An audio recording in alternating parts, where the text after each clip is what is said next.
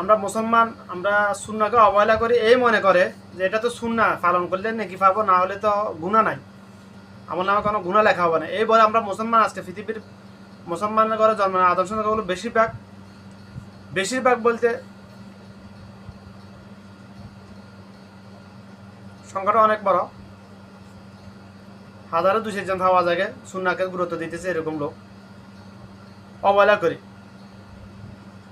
কিন্তু কারণ আমরা জাহেলের কারণে, আমরা অজ্ঞ, আমরা সুন্নাতের ফজিলত জানি না। আমরা জানি শুধুমাত্র সুন্নাত সম্বন্ধে আমরা এতটুকু জানি, এটা সুন্নাত পালন করলে নেকি পাবো, না পালন করলে গুনাহ না, এটা জানি।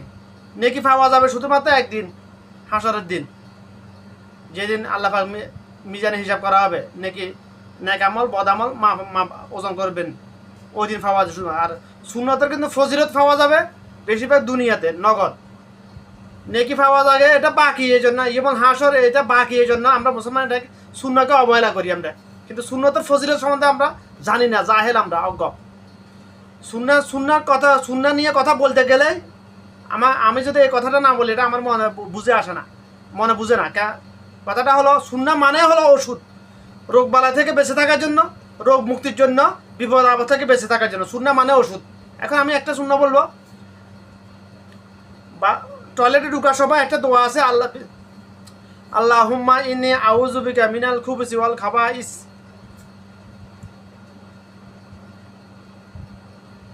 আল্লাহ তুমি আমাকে মানে টয়লেটে অবস্থানরত দুষ্ট জিন শয়তান, খবিশ জিন শয়তান, এগুলো থেকে তুমি আমাকে হেফাজত করো। এটা সংক্ষিপ্ত অনুবাদ হলো এটাই। এখন আমরা অবশ্যই এটা বলা সুন্নাহ, এটা বলা রাসূলুল্লাহ সাল্লাল্লাহু আলাইহি ওয়াসাল্লামের সুন্নাহ নির্দেশ, কিন্তু আমরা অবহেলা কেন? এটা বেশিরভাগ মানুষ এটা জানে কিন্তু ভুলে আছে, আমল করে না। কেন?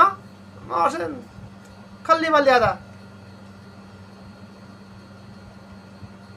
কারণ মুসলমানদের ফরজ ওয়াজিবে মানতেছে না, সুন্নাহ কিভাবে মানবে? অন্য হাদিসে রাসূল সাল্লাল্লাহু আলাইহি ওয়াসাল্লাম বলছেন, বা টয়লেটে অর্থাৎ